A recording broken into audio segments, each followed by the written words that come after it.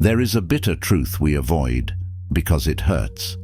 The people we think care the most about us often don't. Not in the way we hope, not in the way we imagine late at night when we seek comfort in the idea that someone out there truly understands us. What we often find is that our pain is inconvenient, our success is threatening, and our vulnerability is ignored. The Stoics saw this clearly.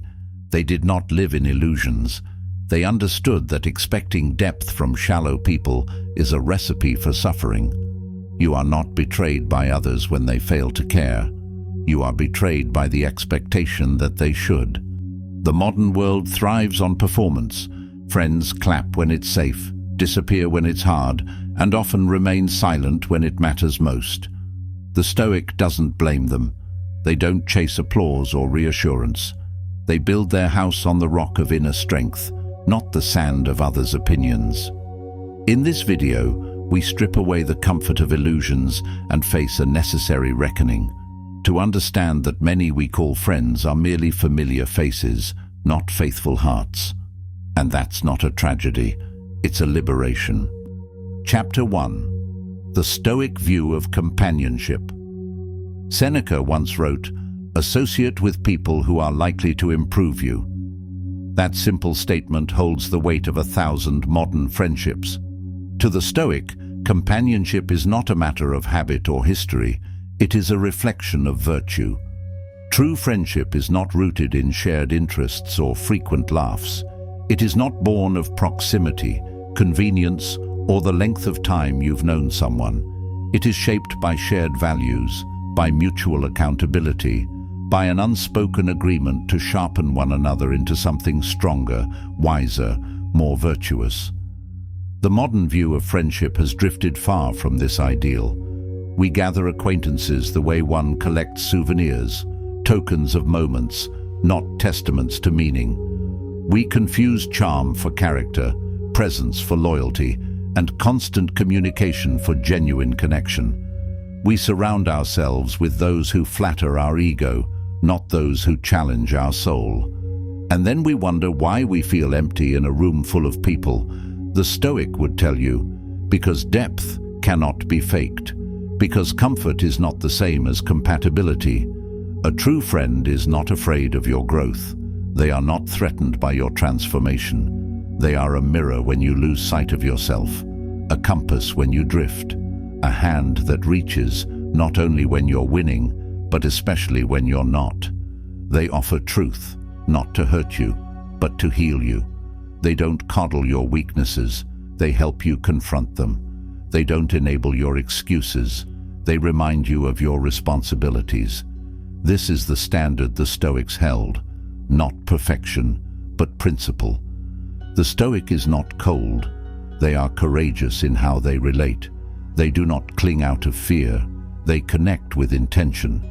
They recognize that being surrounded is not the same as being supported.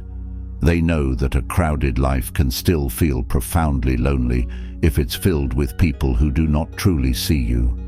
The Stoic is willing to walk away from noise in pursuit of truth.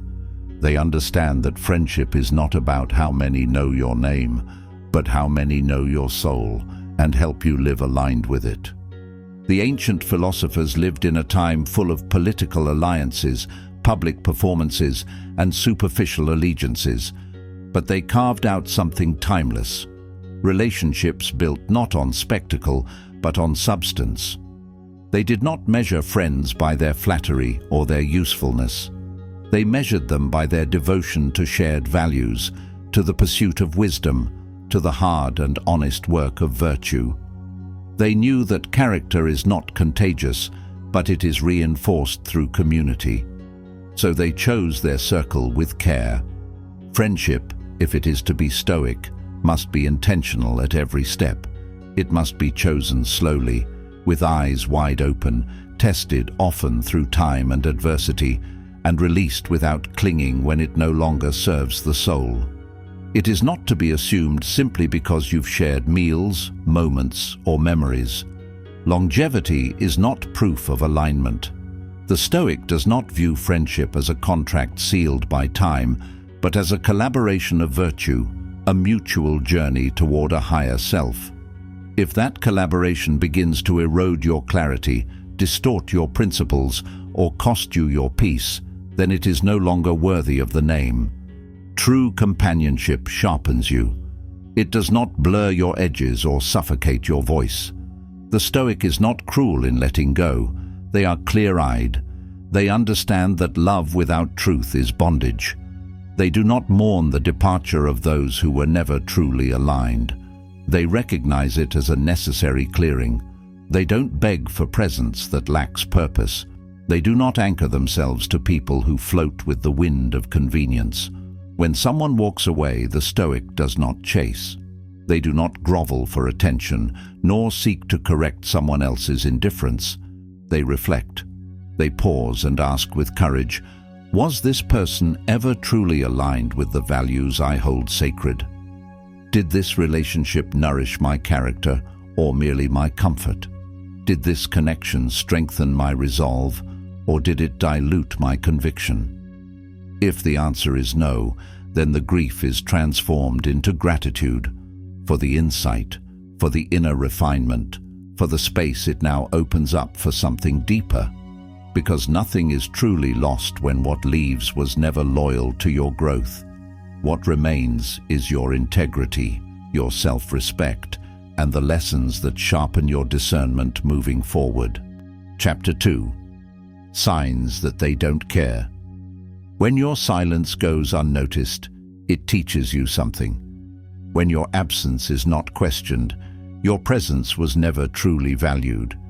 When your struggles are met not with compassion, but with vague phrases, shallow responses, or an awkward change of subject, it is not a misunderstanding, it is a mirror. And when your achievements are not celebrated but diminished with quiet resentment, veiled jokes, or passive detachment, you must understand. These are not isolated oversights. They are recurring signs. These are not people failing to care in a single moment. They are people repeatedly choosing not to. These patterns may be subtle, but they are not without meaning. They are breadcrumbs scattered along the path of performance-based affection, crumbs left by people who only remain when your light does not outshine theirs. These are the indicators that your role in their life is conditional, that your presence is tolerated, not treasured, that your joy is inconvenient to their ego. The Stoic does not dismiss these signs. They collect them, not to harbor resentment, but to build awareness, because to ignore these truths is to give others permission to quietly devalue you in plain sight. Not everyone who stands beside you stands for you. Not everyone who smiles in front of you carries goodwill behind your back. And not everyone who speaks to you is truly listening.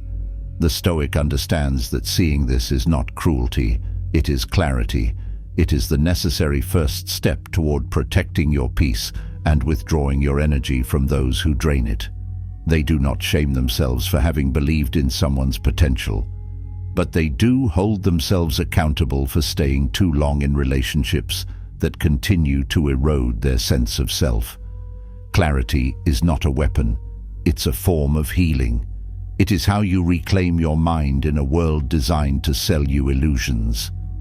Marcus Aurelius reminded himself not to expect fairness from the world simply because he behaved fairly. The Stoic understands that character is not a currency others are obligated to match. Generosity does not guarantee reciprocity. Kindness does not contract loyalty, and giving does not entitle you to receiving. People operate according to their own principles, or their lack thereof. You do not control how they interpret your presence, but you do control how long you let them mishandle it. So look closely. Are your conversations mutual dialogues or silent monologues? Do you feel heard or just convenient? When you voice your needs, do they shift to accommodate or retreat into guilt and deflection?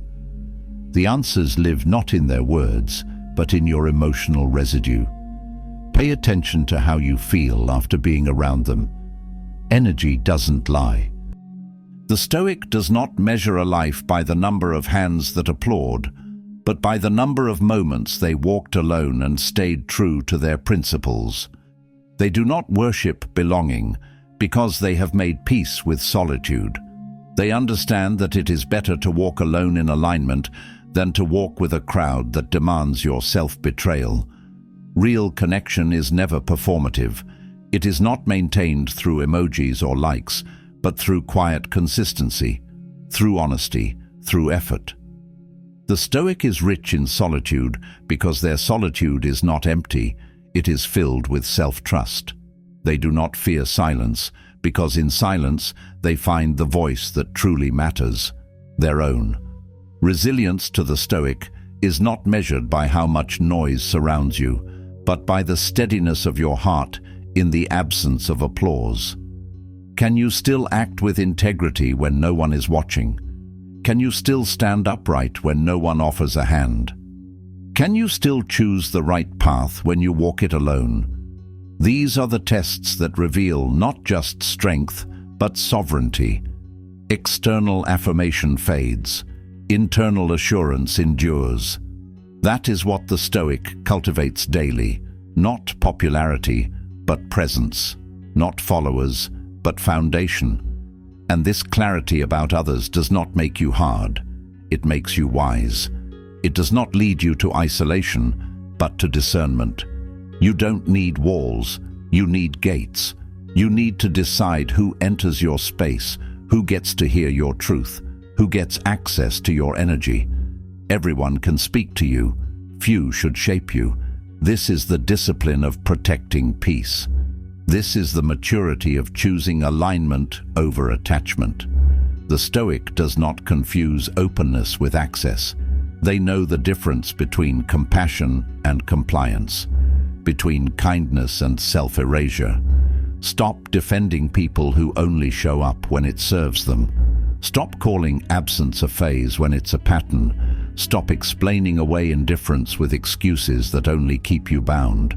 The truth is not harsh. It's just unwelcome when we've built our identity on hope. But freedom lives on the other side of truth.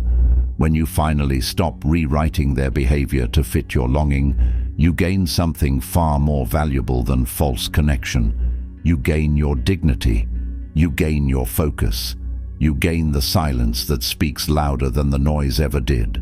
And from that silence, the Stoic rises, not bitter, but better, not hardened, but clear, not closed, but whole. Chapter 3. Why expectations destroy peace. You suffer because you assume they should care as much as you do. You suffer because you project your own loyalty, effort, and intention onto people who never asked for the weight of it. The Stoics understood that expectations are premeditated resentments, tiny contracts written in your mind that others never agreed to sign. Every time you expect someone to mirror your level of commitment, every time you believe that kindness must return to you in equal form, you set yourself up for emotional debt. When you expect too much from people who have proven too little, you do not just get disappointed, you disorient your own sense of reality.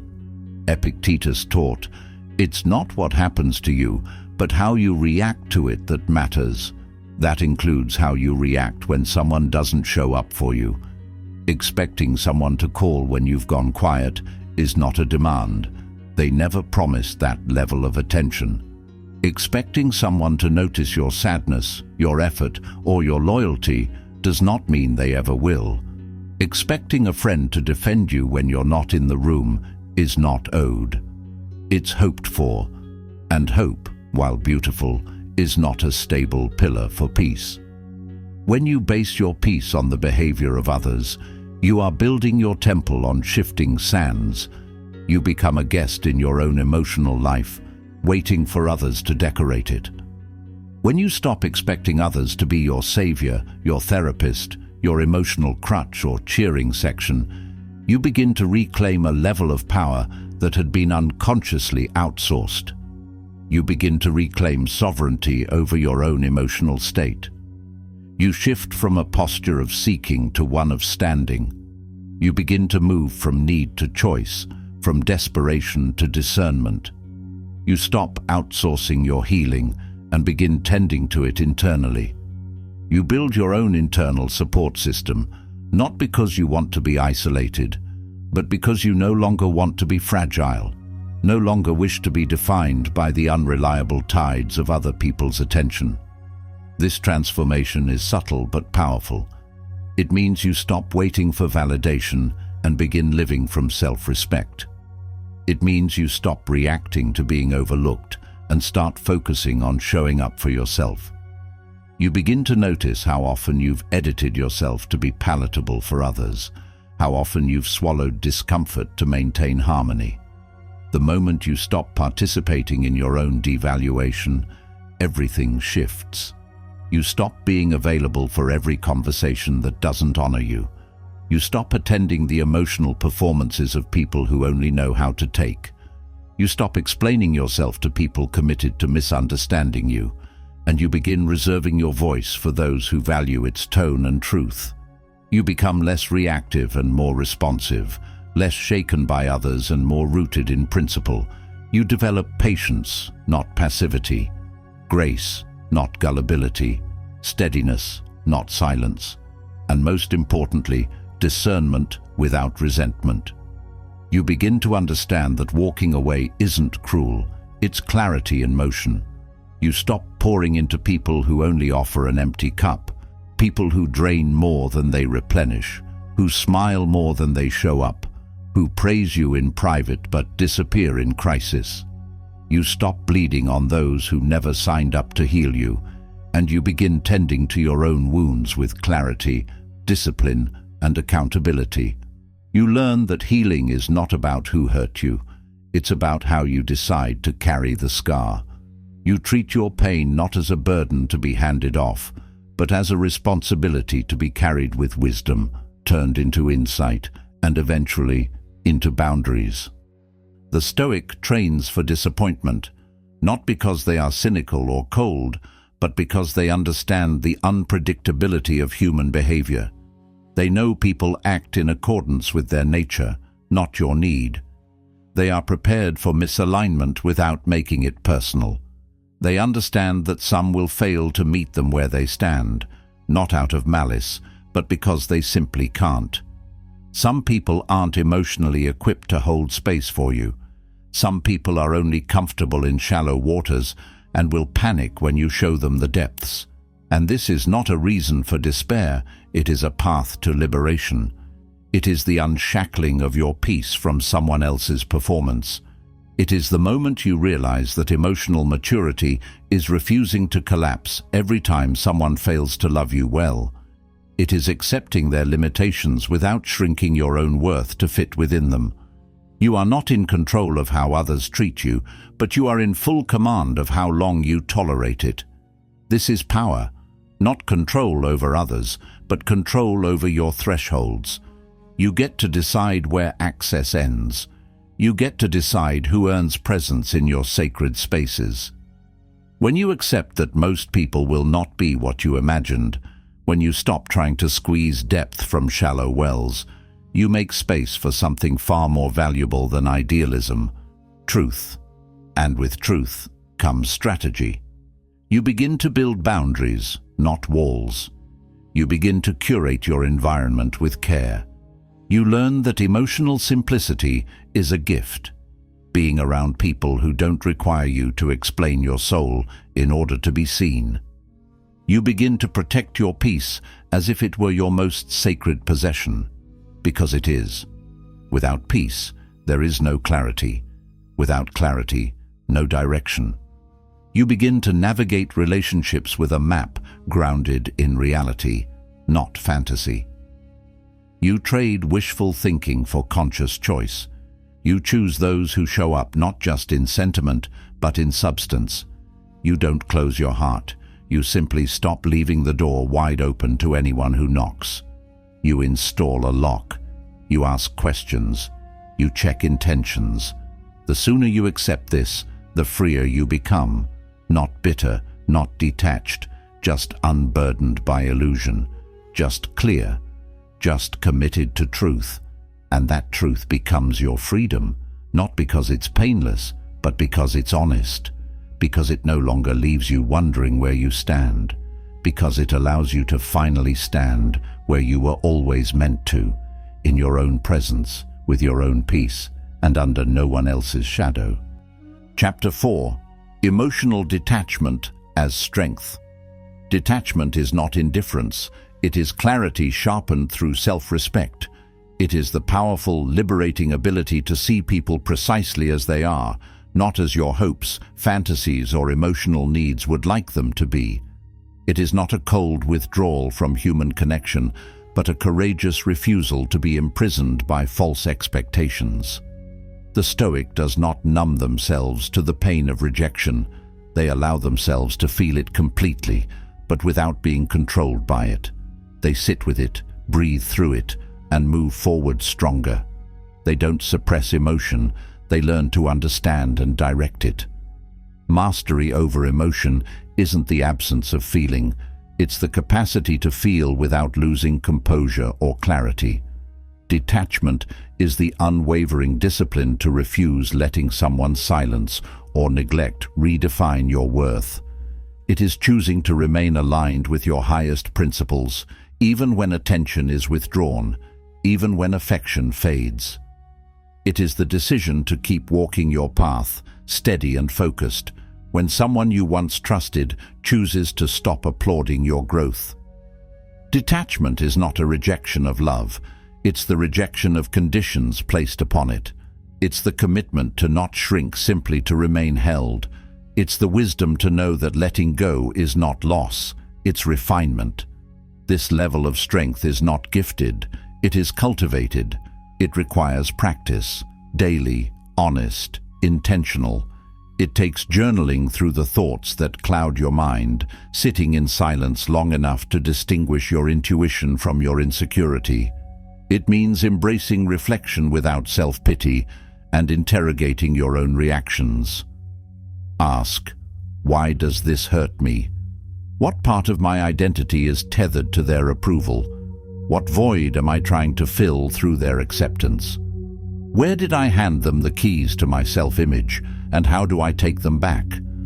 The Stoic doesn't wait for emotional rescue, they become their own. To detach is not to shut down, it is to open your eyes. It is to widen your perception and remove the fog of illusion. To stop expecting closure from those who were never open. To stop seeking understanding from those committed to misunderstanding you. Detachment is clarity in motion, a conscious departure from emotional dependency. The Stoic detaches not to drift aimlessly, but to realign deliberately. They detach from illusion so they can reattach to something higher, truth, virtue, and purpose that is self-defined and self-sustained. It is not loneliness, it is alignment, it is freedom. Chapter 5. Rebuilding inner loyalty. The most painful betrayal is not from others, it's from ourselves. It's when we know what feels wrong and do it anyway to keep someone else comfortable. It's when we abandon our gut to preserve an illusion. It's when we stay quiet to protect someone's feelings while our own truth dies in silence. When we ignore that small, steady voice inside just to maintain an image, just to keep a connection, just to avoid the discomfort of confrontation. That is the deepest cut, not because others failed us, but because we failed to stand for ourselves when it counted most. That wound, carved from self-betrayal, lingers longer than any external offense. The Stoic begins to rebuild loyalty not by changing the world, but by returning inward. They start with the smallest but most essential practice, keeping promises to the self. Every time you say, "I'll set a boundary," and follow through, you restore trust with yourself. Every time you say, "I won't stay silent next time," and you speak up, you re-establish your inner allegiance. They ask themselves daily, without judgment, but with firm clarity, did I act in alignment with the values I claim to live by? Did I express truth even when it felt risky? Did I choose courage over comfort? Did I remain loyal to my standards, even when doing so meant I might lose someone's approval or companionship? Loyalty begins at the level of habit, not grand gestures. It is found in the quiet integrity of everyday choices. You cannot expect from others what you have not practiced with yourself. If you want truth, you must be willing to live it, not just request it. If you want courage, you must take the risk to act while afraid. If you want loyalty, you must stop abandoning your principles every time someone shows displeasure. Real loyalty is not conditional. It does not bend to convenience. It does not vanish when challenged. It is the inner anchor that holds you steady when external approval disappears. The Stoic knows that solitude is not failure. It is refinement. It is not a punishment, but a purification. Solitude is not empty when you fill it with your own truth. It is the space where your real voice becomes louder than the echoes of everyone else's opinions. When you strip away the false alliances, the performative connections, the friendships held together by unspoken compromises, you are left with something sacred, clarity. And clarity is power. When you remove the noise of fake friendship, you begin to hear your own voice again, not the voice shaped by what others want to hear, but the one that speaks honestly, boldly, and without permission. That voice is the beginning of real freedom, because once you can trust yourself to protect your peace, speak your truth, and walk alone when necessary, you no longer fear betrayal from others. You've secured the only loyalty that ever mattered, your own. Chapter 6. Learning to walk alone without shame. Solitude used to feel like punishment. It was once a mark of exile in your mind, a symbol of abandonment, of not being chosen, of being discarded while others found belonging. But now, through the eyes of the Stoic, it transforms into sanctuary. It becomes not the thing you fear, but the space you seek. It becomes a refuge not from others, but from false versions of yourself. It becomes power. The moment you stop chasing company for its own sake and begin returning to your center, you begin to understand something deeper. The absence of others is not always a sign of failure. Often, it is the universe making room for alignment. The Stoic knows this truth well. Sometimes, silence is not emptiness, it is elevation. When you choose truth over comfort, when you decide to stop explaining away what doesn't sit right, when you raise your standards and stop rounding your edges just to keep others close, you will lose people. This isn't misfortune, it's a sign you're growing. It's not abandonment, it's adjustment. What leaves you is clearing space for what matches you. The Stoic recognizes this as a natural part of maturity. Growth disrupts, it disturbs. And when your clarity begins to irritate their confusion, they will pull away. Let them. Don't clutch what was built on compromise.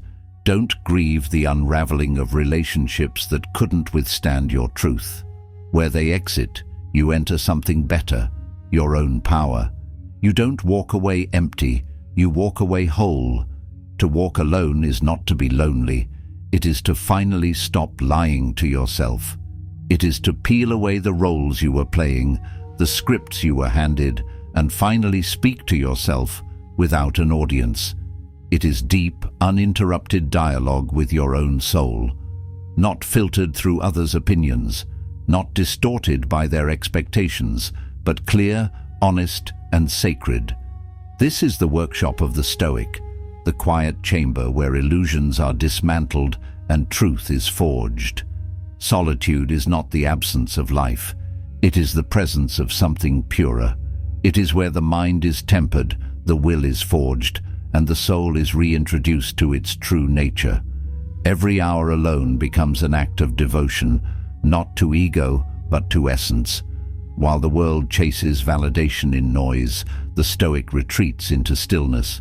While others scroll for distraction, the Stoic listens for direction.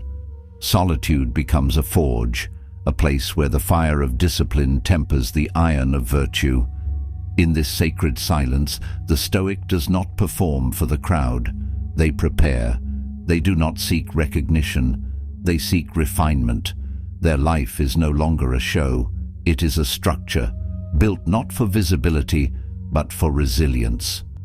Walking alone is not a test of how long you can endure quiet. It is a measure of how deeply you can live in integrity when no one is watching. Will you still rise at dawn when no one sees? Will you still keep your word when no one holds you to it? Will you still live with honor when there is no stage, no applause, no reassurance? The Stoic says yes, not because it's easy, but because it's right. Because their compass is internal, their validation is earned in solitude. It is self-issued, self-reviewed, and impossible to counterfeit. Their peace is not public, it is private, and that's why it lasts. To walk alone is to carry your values like a flame in the dark, not to plead for attention, but to light your own path. Not a leash to be yanked by opinions, but a lantern to navigate your own way. The road may narrow, but it sharpens your focus. You begin to realize how little you were seen when you were surrounded. You begin to understand that fitting in required you to cut off pieces of yourself. And now that you refuse to shrink, you begin to grow, not just upward, but inward. There is something beautiful, almost holy, that happens when you begin to walk alone. You stop fearing silence. You begin to greet it. Because in that silence, the false narratives fall away, the posturing ends, and what remains is your essence. You begin to hear your instincts again. You begin to sense your direction, not as something to be discovered out there, but something remembered from within. And slowly, you stop looking for someone to walk with you, because you realize, finally, that your own company was always enough. And now it's your standard. The Stoic reframes aloneness not as loss, but as liberation. It is not the absence of connection. It is the restoration of authenticity. It is the ground where your healing is no longer delayed by distraction. It is the lens through which vision sharpens. It is the retreat where you remember your mission, reclaim your power, and silence the noise that once pulled you away from yourself. You no longer need to prove, to explain, to negotiate your worth. To walk alone is not to be unlovable. It is to be uncontaminated by expectations. It is to finally go where you were always meant to go, not on the map drawn by others, but on the road carved by your clarity, without compromise, without distortion, without shame. Chapter 7. Stop explaining yourself. The need to explain is often rooted in an invisible hunger, the hunger to be seen, accepted, understood, and approved. It begins as an attempt to bridge misunderstanding, but becomes a habit of self-erasure. It's a quiet, aching plea to the world. Please allow me to exist as I am without consequence. To explain your boundaries, your distance, your decisions, is to ask for permission to live your truth. But the Stoic understands something essential. Not everyone is entitled to your reasoning. Not every discomfort others feel requires your resolution. Not every raised eyebrow deserves your commentary. To explain is to assume the responsibility for someone else's reactions. It is to hold their comfort above your clarity. It is to place your peace on trial in the court of public opinion, and worse, to act as your own defense attorney. The Stoic sees how exhausting this is, how it fractures the self. Because in explaining, we begin performing. We twist our truth into shapes we hope others will understand, soften our edges to stay likable, dull our instincts to remain accepted. But approval earned through dilution is not real acceptance. It is quiet captivity. We spend years trying to get others to see our heart, crafting perfect sentences, apologizing for our standards, watering down our intensity, all in the name of being understood. But the Stoic knows that some people are not confused. They're just unwilling. They don't want to see you clearly because clarity forces them to confront their own discomfort. Your truth disrupts their image of you. Your boundaries disrupt their control. And when someone has already decided you're wrong for protecting yourself, no amount of reasoning will change their verdict. The Stoic learns to spot the trap of over-explaining, the trap of constantly feeling the need to justify what should be self-evident. Because the more you explain, the more you train others to believe that your boundaries are negotiable, that your identity is flexible, that your peace must come with a permission slip. But true peace isn't granted, it's claimed. And the Stoic knows you do not owe an explanation for evolving, for needing space, for choosing silence, for walking away, for not showing up where your spirit is unwelcome, for choosing to protect yourself, even when others feel entitled to your energy. There is rare power in holding your ground without performance, in saying nothing and still being firm, in offering no explanation and still being clear, in letting your boundaries speak for itself, because the more you defend yourself, the more you suggest there's something wrong with what you've chosen. But the Stoic does not need to be defended. They are not on trial. Their alignment is not a debate. They do not perform for clarity. They live it. To explain constantly is to still be seeking permission, to still be in the grip of wanting to be liked or understood or forgiven for choosing yourself. But the Stoic makes a different vow. They do not seek applause. They seek alignment. They do not water down their message to make others comfortable. They live with depth, even when it makes the shallow withdraw. They understand. Not being understood is a cost they're willing to pay for inner peace. If someone cannot see your heart through your consistency, your integrity, your presence, then your words will never suffice. If your actions don't convince them, your paragraphs never will. Let your life speak for itself. Let your energy become a quiet lesson. Let your boundary become a lighthouse. Let your silence become your final sermon. The Stoic does not chase closure through conversation. They choose peace through stillness. And in doing so, they teach the world something rare, that truth does not beg, it just is. Chapter 8. Replace the need for approval with the pursuit of principle. Approval is addictive, not because it's logical, but because it's emotional, because it mimics safety. It feels like acceptance, like affirmation, like love. But it is not real love. It is borrowed love, rented affection that must be constantly paid for with performance. And the rent always increases. The moment you start altering who you are to keep approval, you have traded sovereignty for applause. You have placed your dignity in someone else's hands, and the price you pay is often your integrity. The Stoic sees this with sharp eyes. They understand that when you begin performing for applause, you stop living from principle. Your choices become theater. Your voice becomes mimicry. Your identity becomes negotiable. And the soul, silenced and unseen, begins to wither beneath the weight of expectations. The Stoic does not condemn approval itself. They simply refuse to chase it, because they know that truth can never be fully embraced by a world that thrives on flattery and spectacle. To need approval is to kneel at the altar of other people's comfort. It is to bow your head while someone else rewrites your story. To seek constant affirmation is to become an echo instead of a voice, a curated, polished, filtered version of who you think they want you to be. Not for authenticity, but for applause. That is why so many people live smiling lives but die with silent regret. Because their life was never lived. It was performed. It didn't belong to them. It belonged to the opinions they feared, the judgments they obeyed, and the expectations they tried to outrun. The Stoic makes a different vow. They replace the hunger for approval with the pursuit of principle. Because principle is unshakable. It doesn't bend when the wind shifts. It doesn't dim when the spotlight fades. It is rooted like an ancient oak, unmoved by storms, unmoved by noise. When your life is guided by principle, you no longer ride the wave of every opinion.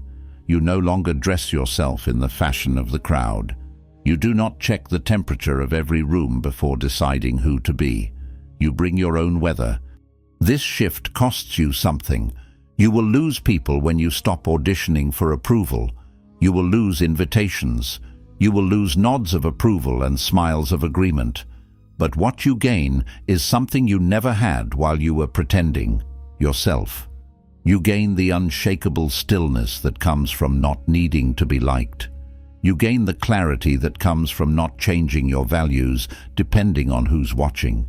You gain the rare peace of knowing that the person you are when no one's looking is the same person who walks through the world.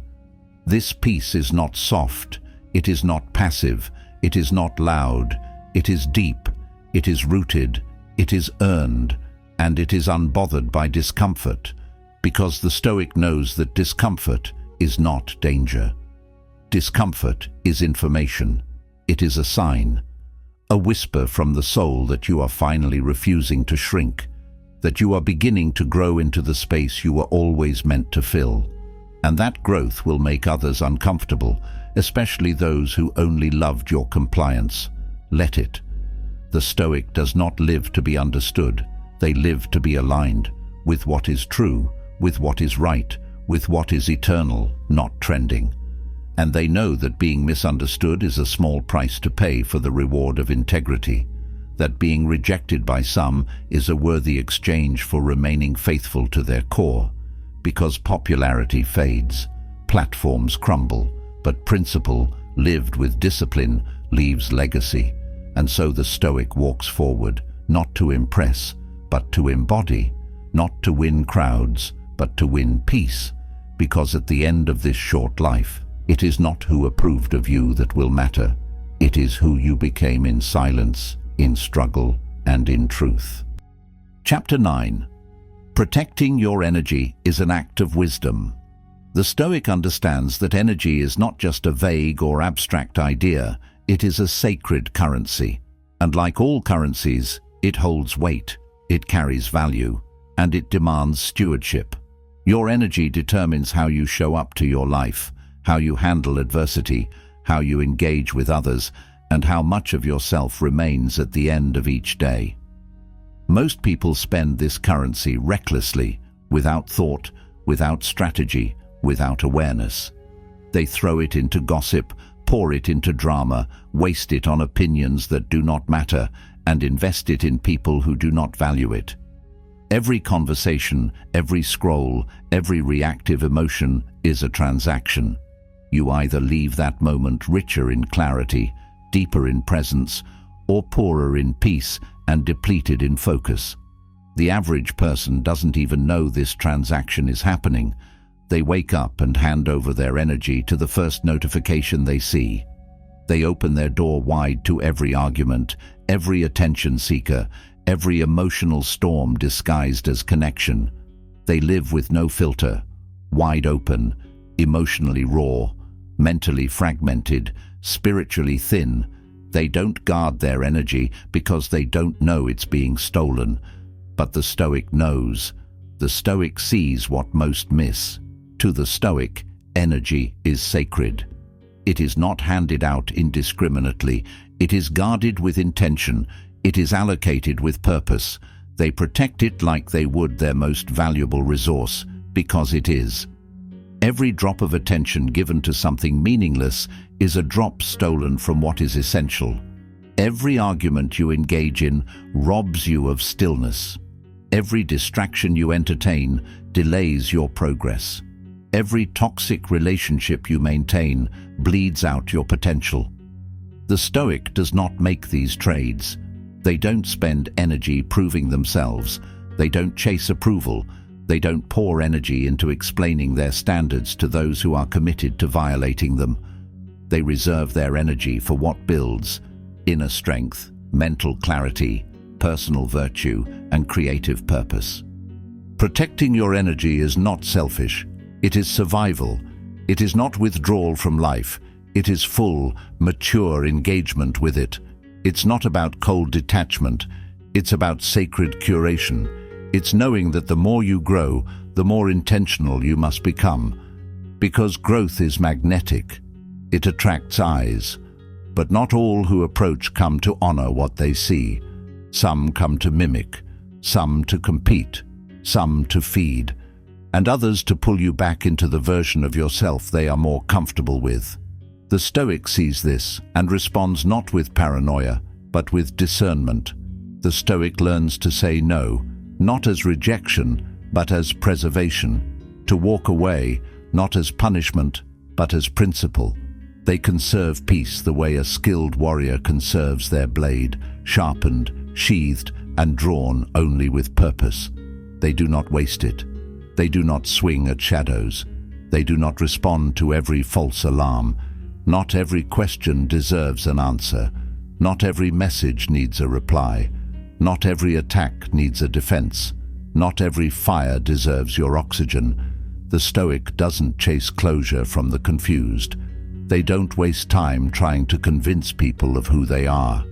They don't carry other people's dysfunction on their back in the name of empathy. They know the cost of their energy, and they spend it only on things aligned with their purpose. Every ounce of energy you give to the wrong thing is an ounce you withhold from your own growth. The Stoic doesn't argue with noise. They choose signal, they choose silence, they choose stillness. Boundaries are how the Stoic filters what gets access to their inner world. They do not broadcast their decisions. They do not justify their distance. They do not negotiate with dysfunction. They understand that boundaries are not walls to keep people out, but gates to protect what's sacred within. They know their mental space is a sanctuary. They don't let chaos track mud through it. When challenged, they don't explain.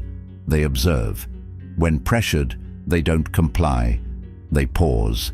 And when disrespected, they don't escalate. They exit. Not with anger, but with certainty.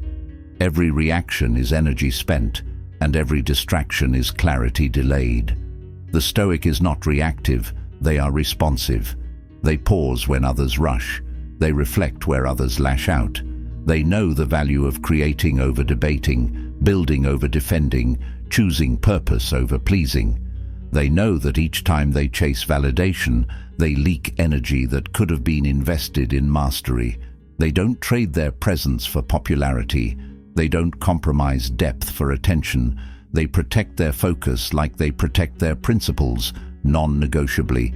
Because their vision demands energy. Their goals require fuel. Their virtue needs space to breathe, to stretch, to anchor. To protect your energy is to honor your mission. It is to recognize that not everything that calls for your attention is worthy of your presence. It is to preserve the stamina necessary to fulfill your path without collapsing halfway through it.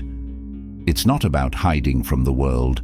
It's about no longer leaking into it, no longer letting your attention be hijacked by noise, no longer handing your power over to people who mishandle it. It's about refusing to set yourself on fire just to illuminate the path for those who refuse to walk beside you. It's about no longer bleeding emotionally for the comfort of people who would not flinch if you faded. The Stoic does not view self-preservation as selfish. They view it as sacred strategy. They do not ask for permission to conserve their spirit. They do not over-explain their boundaries. They do not justify their need for solitude or stability. They claim their space, their breath, their flame, and they carry it forward with unwavering calm. In a world that profits from your exhaustion, your refusal to burn out is rebellion. In a world that thrives on overstimulation and chaos, your stillness becomes a weapon of clarity. In a world addicted to outrage and endless commentary, your silence becomes your sanctuary. Your ability to stay grounded while others scatter is not weakness. It is power. It is rare. And the Stoic walks this path with full awareness that every ounce of energy conserved becomes a step closer to the life they were born to build. Chapter 10. You were never meant to be liked by everyone. This is the final liberation, to release yourself from the exhausting prison of needing to be liked. The Stoic understands that trying to be liked by everyone is not just a distraction, it is a dangerous dilution of the self. It is the fastest way to abandon your values, to compromise your voice, to sever yourself from the truth that lives inside you. When you chase universal approval, you inevitably betray your center. You become a reflection of what others want, instead of a revelation of who you truly are. You water down your convictions to keep the peace, only to find yourself drowning in regret. The Stoic accepts that rejection is part of the path, that some people will misunderstand you, dislike you, or resent you, especially when you stop shrinking to fit into their comfort zone. That's not a reflection of your inadequacy. It's a symptom of their discomfort. When you begin to stand in your power, their illusion is disrupted. When you stop playing small, their perception of control vanishes. And so they resist, they react, they retreat. Let them. The Stoic does not barter their clarity for someone else's ease. They know the price of being understood by everyone is often the loss of your own understanding. You were not made to blend in. You were made to become whole, and wholeness, by nature, disrupts what is fragmented. To walk in your truth will unsettle those who built comfort around your compliance.